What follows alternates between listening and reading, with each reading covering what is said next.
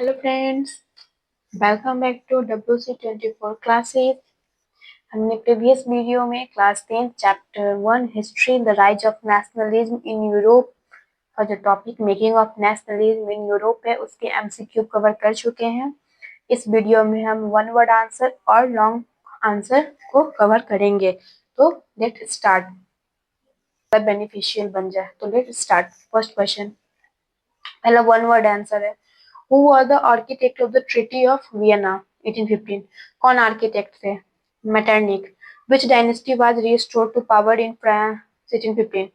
कौन डायनेस्टी फिर से आया है? Bourbon. Which ideology emphasized freedom and equality of individual?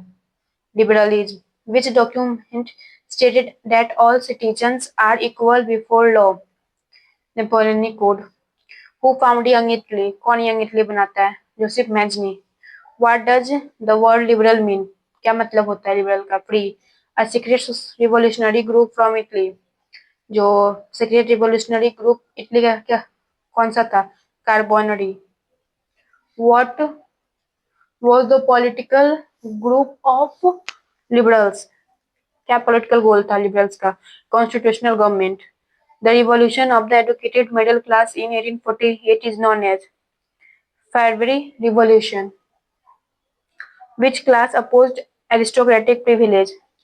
किसने अपोज किया था? तो middle class. Who led the unification of Germany?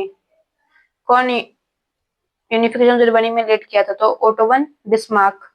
Next question, what does nation state mean? Nation state का क्या मतलब होता है? State with common identity. Next question, what was the major demand of 1848 revolution? क्या major demand था revolutionaries के जो 1848 थे? तो constitution. Who described Majni as the most dangerous enemy of the Austrian Empire? कौन बोला था जो मैजनी है वो ऑस्ट्रेलियन एम्पायर के लिए बहुत ही बड़ा दुश्मन? तो मैटरनी. What did conservatives want after 1815? Conservatives 1815 के बाद क्या चाहिए था उनको? तो restoration of monarchies. Next question. The customs union formed in Germany was called. जो कस्टम जर्मनी में फॉलो किया जाता क्या बोला जाता? तो Zollverein. Next question, a nation formed by referendum in 1878. कौन था जो 1871 में बना था नेशन? तो जर्मनी. अब शॉर्ट क्वेश्चन सॉल्व करेंगे कुछ. What is meant by nation state? Nation state का क्या मतलब होता है? A nation state refer to a country where the people share a common identity based on language, culture and history and they also have a political government representing them. Nation state का मतलब होता है एक country जहाँ पे जो लोग होते हैं कॉमन आइडेंटिटी जैसे कि लैंग्वेज, कल्चर, हिस्ट्री उन सभी का सेम हो और पॉलिटिकल जो गवर्नमेंट हो वो लोगों को डिनोट कर रहे हो, रिप्रेजेंट कर रहे हो. Explain the concept of liberalism. Liberalism के कॉन्सेप्ट को एक्सप्लेन करना है. Liberalism stood for protecting individual freedom, equality before law, government by council and free market without government restriction. जो लिबरलिज्म होता है वो किसको प्रोटेक्ट करने के लिए था? तो individual freedom, equality before law, जो गवर्नमेंट है वो सिटीजन के प्रति कॉन्सेप्ट है, फ्री मार्केट्स हो जहाँ पे गवर्नमेंट का कोई रिस्ट्रिक्शन ना हो. Next question, what was the impact of the Napoleonic code of 1804? Napoleonic code 1804 क्या इम्पैक्ट पड़ा था? It abolished privilege based on birth, established equality before law, secured the right to property and introduced a uniform system of law. जो privilege birth से था उसको abolish कर दिया गया, इक्वलिटी बिफोर लॉ को एस्टेब्लिश किया गया, लोगों को ये राइट आ गया कि वो प्रॉपर्टी रख सकते हैं और एक यूनिफॉर्म सिस्टम उनको ऑफ लॉ को इंट्रोड्यूस किया गया. Next question, why did new conservatives emerge after 1815? 1815 के बाद जो जो कंजर्वेटिव्स थे वो इमर्ज क्यों हो गए? After Napoleon's defeat, conservatives wanted to restore the old monarchies, strengthen the church, and re-establish traditions in order to prevent further revolution. Napoleon के डिफीट करने के बाद जो कंजर्वेटिव थे वो चाहते थे कि जो पहले वाले ट्रेडिशनल मोनार्की थे वही आने चाहिए और जो नया जितने नेपोलियंस ने जो भी नया किया है राइट्स दिए हैं उन सभी को हटा देना चाहिए. Next question, What were the main feature of the Treaty of Vienna 1815? Treaty of Vienna का मेन फीचर क्या था? तो France lost all territories gained under Napoleon, Bourbon dynasty restored, Kingdom of Netherlands created, Austria gained control over northern Italy, balance of power was reestablished. जो France था, जितने भी Napoleon ने territory को कंकर्ड किया था, फ्रांस को सारे लौटाने पड़े थे। बर्बन डायनेस्टी फिर से आ गया था। नया नीदरलैंड का किंगडम क्रिएट हुआ था। ऑस्ट्रेलिया के पास नॉर्दर्न इटली का पावर आ गया था और बैलेंस ऑफ पावर को फिर से रीएस्टेब्लिश किया गया, मतलब एरिस्टोक्रेटिक सबको फिर से लाया गया। Next question, what were the aim of the revolutionaries in Europe? जो यूरोप के रिवोल्यूशनरीज थी, उनका मेन एम क्या था? Revolutionaries wanted to end autocratic rule, establish nation state, promote liberty, equality and spread nationalism through secret society. जो revolutionary थे वो चाहते थे कि ऑटोक्रेटिक का खत्म हो, एक नेशन स्टेट का एस्टेब्लिशमेंट हो और लिबर्टी इक्वालिटी को स्प्रेड कर रहे थे, और कैसे नेशनलिज्म लाया जाए उसके भी आइडिया को सीक्रेट सोसाइटीज के थ्रू स्प्रेड कर रहे थे। Next question, who was Joseph Mazzini? कौन था Joseph Mazzini? Joseph Mazzini was an Italian revolutionary who founded Young Italy and Young Europe. He wanted to unify Italy as an independent republic and inspired nationalists across Europe. Joseph Mazzini थे, वो एक Italian revolutionary थे। उन्होंने young Italy और young empire Europe जैसे दो secret societies का formation किए थे, और वो चाहते थे कि जो इटली को यूनिफाई करने के लिए और वहां पे रिपब्लिक आ जाए, और भी जो यूरोपीय कंट्री है उसमें इंस्पिरेशन फैलाते थे कैसे उन्हें नेशनलिस्ट बनना चाहिए। Why were secret societies formed in Europe में सीक्रेट सोसाइटीज क्यों बनाए गए? Secret societies were formed to spread nationalist idea secretly because monarchy and conservative governments suppressed liberal and nationalist movement. Secret societies बनाया गया क्योंकि जो वो नेशनलिस्ट के आइडिया को स्प्रेड कर सके, क्योंकि मोनार्की और जो कंजर्वेटिव गवर्नमेंट थे वो लिबरल और नेशनलिस्ट मूवमेंट को सप्रेस दबा रहे थे। Next question, what was the role of middle class in nationalism? Middle class का क्या रोल था नेशनलिज्म में? तो the educated middle class promoted idea of freedom, equality, representative government and demanded and end to aristocratic privilege. जो educated middle class थे वो promote कर रहे थे आइडिया ऑफ फ्रीडम को, इक्वालिटी को, और रिप्रेजेंटेटिव गवर्नमेंट होने चाहिए, और वो डिमांड ये भी कर रहे थे कि एरिस्टोक्रेटिक को जो प्रिविलेज था उसको खत्म कर दिया जाए। Next question, why did liberals oppose monarchy? जो लिबरल्स है वो मोनार्की को क्यों अपोज कर रहे थे? तो liberals oppose monarchy because it limited people's right, denied equality before law and allowed no participation of citizen in government.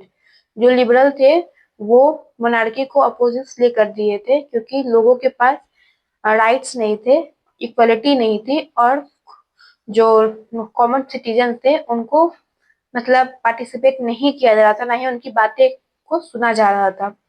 Right to characteristic of aristocracy in Europe.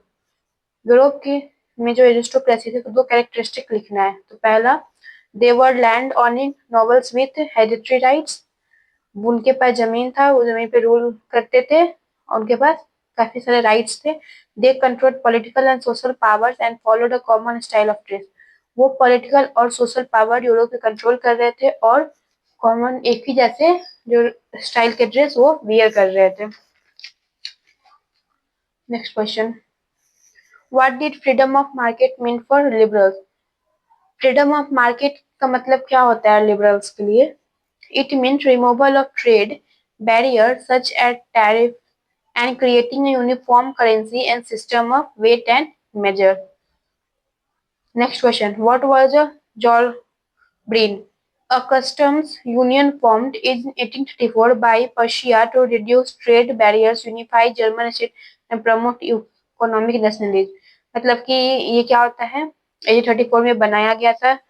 इसमें पर्शिया में ट्रेड बैरियर्स उसको खत्म करने के लिए, जर्मन स्टेट को unify करने के लिए और इकोनॉमिक नेशनलिज्म को स्प्रेड करने के लिए। Next question, why did Metternich oppose liberalism? जो मैटरनिक थे वो लिबरलिज्म क्यों अपोज कर रहे थे?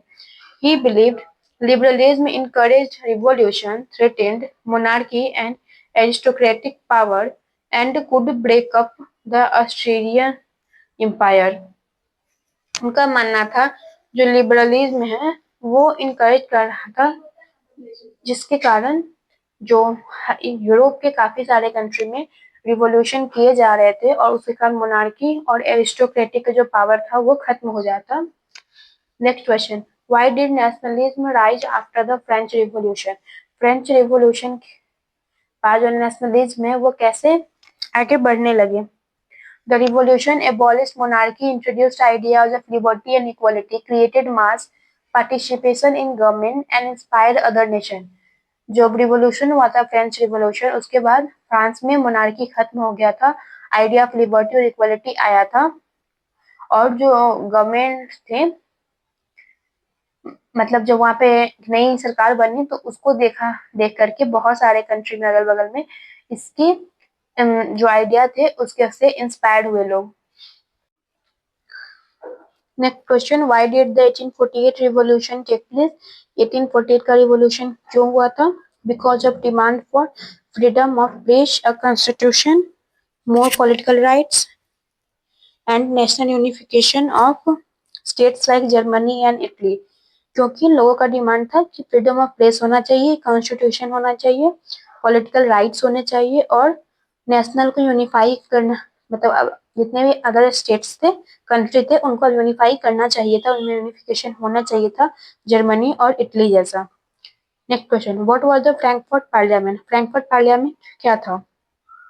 It was a national assembly formed in 1848 in Germany by elective representatives to draft a constitution for a unified German nation. यह national assembly के द्वारा 1848 में बनाया गया था।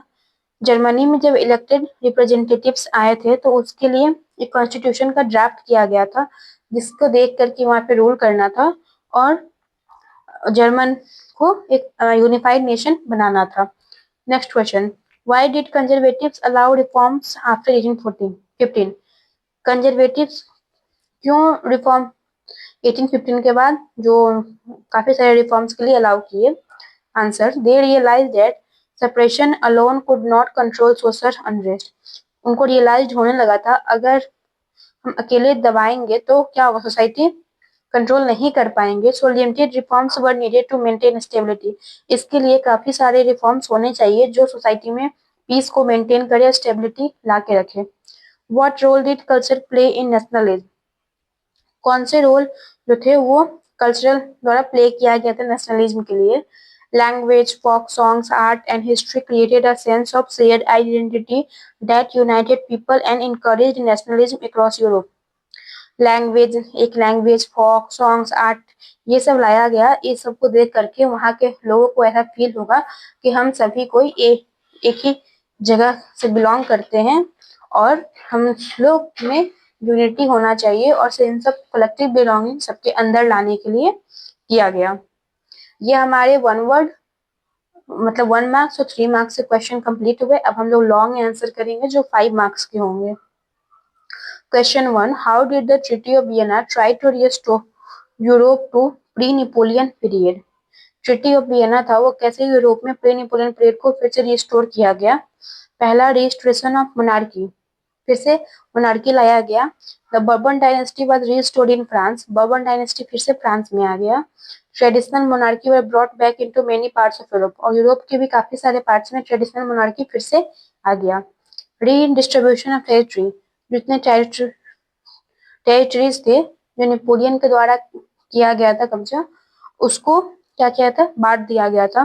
France lost all territories gain under Napoleon, Napoleon के जितने सारे टेरिटरीज जीते थे वो सारे फ्रांस खो दिए। जैसे Russia, Persia, Australia gain territories to strengthen them, France के जो टेरिटरी थे उनको रसिया, पर्शिया, ऑस्ट्रेलिया आपस में बांट लिए। Strengthening the kingdom of Netherland, the Dutch republic and Belgium were combined to prevent French expansion. जो डच और बेल्जियम जो थे वो आपस में मिल गए, जो और किस लिए, तो फ्रेंच के एक्सपेंशन को बचाने के लिए जो फ्रेंच में हुआ था। ऑस्ट्रेलिया गेन्स, ऑस्ट्रेलिया को क्या मिला? Australia got control over northern Italy including Lombardy and Venetia. Australia को नॉर्दर्न इटली कंट्रोल में मिल गया और लम्बोर्डी और वेनेशिया भी कंट्रोल में इटली को मिल गया, ऑस्ट्रेलिया को। German state reorganize, German state थे वो रीऑर्गेनाइज हुए। 39 German state were group into a German confederation under Austrian leadership. Australian leadership के अंदर में जर्मन में 39 स्टेट बनाए गए। बैलेंस ऑफ पावर, पावर को बैलेंस किया गया। Ensure that no single nation like France earlier would dominate Europe, मतलब ये इंश्योर किया गया कि कोई भी ऐसा जो नेशन होगा वो फ्रांस की तरह अब डोमिनेट नहीं कर पाएगा। Suppression of liberal national idea, censorship and police control increase, censorship और पुलिस कंट्रोल को बढ़ा दिया गया। सेंसरशिप का न्यूज हुआ। सीक्रेट सोसाइटीज एंड रिवोल्यूशन और क्रशेज, जितने सीक्रेट सोसाइटीज और रिवोल्यूशन थे उसको खत्म कर दिया गया। अब next question, who were the revolutionaries, what were the their goals and how did they work. Revolutionaries कौन थे, ये कैसे, गोल क्या था और ये काम कैसे करते थे, इनको पढ़ेंगे। Who were the revolutionaries? Revolutionary कौन थे? Young educated middle class men who opposed autocratic monarchy. Young educated middle class लोग थे जो ऑटोक्रेटिक को, मोनार्की को अपोज कर रहे थे। Wanted political rights, national unity and freedom, उनको पॉलिटिकल राइट्स, नेशनल यूनिटी और फ्रीडम चाहिए था। देयर गोल्स, उनके गोल्स क्या थे? Establish nation state based on common identity, promote equality before law and civil rights, मतलब उनको नेशन स्टेट बनाना था, स्टैब्लिश करना था, वहाँ पे कॉमन आइडेंटिटी होनी चाहिए थी, इक्वलिटी बिफोर लॉ और सिविल राइट को प्रमोट कर रहे थे। Spread nationalist ideas across Europe, पूरे यूरोप में नेशनलिस्ट के आइडिया को स्प्रेड कर रहे थे। End dynastic rule and create democratic और रिपब्लिकन गवर्नमेंट्स, उनका कहना था कि वो डायनेस्टिक रूल को खत्म करेंगे और डेमोक्रेटिक और रिपब्लिकन गवर्नमेंट्स को क्रिएट करेंगे। कौन सा मेथड यूज किए? Formation of secret society, secret societies बनाया गया, जैसे कि बाउंड्री इटली में बनाया गया। Mobilising youth through speeches, pamphlets and literature, जो यूथ थे वहाँ के, उनको उनके अंदर ये आइडिया को स्प्रेड किया गया स्पीच के द्वारा, पैम्पलेट के द्वारा और लिटरेचर के द्वारा उनको समझाया गया। Uprising protest and movement in revolution 1830 and 1848, जो प्रोटेस्ट और मूवमेंट हुआ था, रिवोल्यूशन हुआ था 1830 1848 में, उसमें बहुत ही ज्यादा मतलब लोग सहयोग किए थे अब नेशनलिज्म लाने के लिए। Role of Joseph Mazzini, founded young Italy and young Europe, इन्होंने यंग इटली और यंग यूरोप जैसे सीक्रेट सोसाइटीज का फॉर्मेशन किया। Encourage youth to fight for independence and unity, उन्होंने यूथ को इनकरेज किया कि वो कंट्री इंडिपेंडेंस और यूनिटी के लिए फाइट करें। चैलेंजेस क्या उन्हें फेस करना पड़ा? Harsh police control under conservative like Metternich, जैसे कि काफी सारे पुलिस कंट्रोल आ गए जो कंजर्वेटिव्स के अंदर थे, जैसे कि Metternich. Arrest, censorship and suppression of movement, arrest होने लगे, सेंसरशिप आया और जो मूवमेंट्स थे उनको दबा, सप्रेस किया जाता, मतलब दबा दिया जा रहा था। इम्पैक्ट क्या हुआ? Inspired revolution in Italy, Germany, Poland, Hungary, वहाँ के जो लोग थे वो इंस्पायर्ड हुए कहाँ के? इटली, जर्मनी और पोलैंड के और हंगरी के, वहां पे फिर नेशनलिज्म के लिए मूवमेंट किए। Led the foundation for later national unification, और एक तरीके से वो एक कह सकते हैं ऐसा हुआ कि वो एक ढांचा तैयार कर दिए जिससे कि अब हर जगह पे नेशनल यूनिफिकेशन होना चाहिए, लोग अब सोचने लगे थे। Revolutionaries played a key role in spreading nationalism and challenging conservative rule, जो लोग थे ना वो अब उनके लिए कंजर्वेटिव रूल में रहना काफी मुश्किल हो रहा था और वो हर जगह पे नेशनलिज्म के आइडिया को स्प्रेड कर रहे थे। Next question, what is liberalism, describe it's meaning in political and economic term. Liberalism क्या होता है, इसके पॉलिटिकल और इकोनॉमिक टर्म्स को समझेंगे। Meaning, drive from Libre meaning free, ये लिबरलिज्म है जो लिबर से आया है, इसका मतलब फ्री होता है। A philosophy that promote freedom and equality, यह एक ऐसा फिलोसफी होता है जो फ्रीडम और इक्वलिटी को प्रमोट करता है। What is liberalism, describe it's meaning in political and economic term. Liberalism क्या होता है इसको समझेंगे और इसका पॉलिटिकल इकोनॉमिक टर्म क्या है ये भी समझेंगे। Meaning, drive from the Libre meaning free, यह लिबरलिज्म लिबर वर्ड से बना हुआ है, जिसका मतलब होता है फ्री, लैटिन वर्ड है। A philosophy that promotes freedom and equality, इसका मतलब होता है यह फ्रीडम और इक्वालिटी को प्रमोट करता है। लिमिटेशन क्या थे? Early liberals did not support universal suffrage, only property owning man were given voting rights. सिर्फ प्रॉपर्टी जिनके पास था वही वोट दे सकते थे, और पहले जो लिबरल्स थे वो सपोर्ट नहीं कर पाते थे यूनिवर्सल सफरेज में।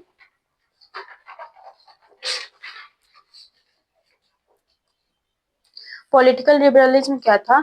Opposed autocracy and autocratic power, मतलब वो ऑटोक्रेटिक और मोनार्की पावर को अपोज कर रहे थे। Favoured representative governments and freedom of press, वो रिप्रेजेंटेटिव गवर्नमेंट के फेवर में थे और वो चाहते थे कि फ्रीडम ऑफ प्रेस भी हो। Believed in equality before law and protection of right, उनको इक्वालिटी बिफोर लॉ में बिलीव था और प्रोटेक्शन ऑफ राइट में। Supported government by consent and constitutionalism, वो गवर्नमेंट वो चाहते थे कि जो गवर्नमेंट है वो कॉन्स्टिट्यूशन के बेस पे वहां पे रूल करे।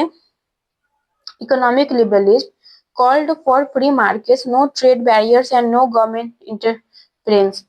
फ्री मार्केट के लिए था और वहां पे जो ट्रेड बैरियर्स हो कुछ ना हो, ना ही कोई गवर्नमेंट का इंटरफेरेंस हो, लोग अपने अकॉर्डिंग वहां पे मार्केटिंग कर सके। Introduce uniform currency weight and measured, और एक यूनिफॉर्म करेंसी मतलब एक ही जैसा करेंसी हर जगह पे लागू कर दिया गया, और एक ही जैसा वेट और मेजरमेंट भी। Encouraged growth of industries and trade, और इंडस्ट्री और ट्रेड के ग्रोथ को इनकरेज किया गया, बढ़ावा दिया गया। सोशल इम्पैक्ट क्या हुआ था? Help middle class rise politically and economically, जो मिडिल क्लास लोग थे वो हेल्प किए पॉलिटिकली और इकोनॉमिकली बढ़ाव देने में। Spread ideas of equality and justice, idea of equality और जस्टिस को स्प्रेड किया गया इसके आइडिया को। Liberalism shaped modern Europe bye promoting freedom equality and reform, जो लिबरलिज्म था वो मॉडर्न यूरोप को प्रमोट कर रहा था कि वहां पे फ्रीडम इक्वालिटी और रिफॉर्म्स आने चाहिए। Next question, describe the rise of the new conservatism after 1815, why did it fail. अब हम न्यू कंजर्वेटिव आफ्टर 1815 पढ़ेंगे, ये राइज कैसे हुआ और ये फेल क्यों हो गया। Rise of new conservatism after Napoleon's defeat, conservatives wanted to restore old order। Napoleon के हार जाने के बाद जो कंजर्वेटिव्स थे वो फिर से पुराने तरीके लाना चाहते थे। Believed society should be based on tradition and hierarchy। Society है ना वो पुराने ट्रेडिशन को ही फॉलो करना चाहता था, उनका मानना ये था कि उसी में सोसाइटी खुश रहेगी। Major feature, restoration of monarchy, फिर से मोनार्की को रिस्टोर किया गया, जैसे बर्बन डायनेस्टी फिर से आ गया। Strengthening of church and aristocracy, church और एरिस्टोक्रेसी को फिर से बढ़ावा दिया गया। Strict censorship of newspaper and books, censorship newspaper book में ला दिया गया, मतलब कि सेंसरशिप का मतलब होता है लोगों, मतलब बिना किंग के परमिशन से कोई भी न्यूज बाहर नहीं लॉन्च किया जाएगा। Suppression of secret societies and revolution, जितने भी रिवोल्यूशन और सीक्रेट सोसाइटी का फॉर्मेशन हो रहा था उसको सप्रेस्ड दबाया जा रहा था।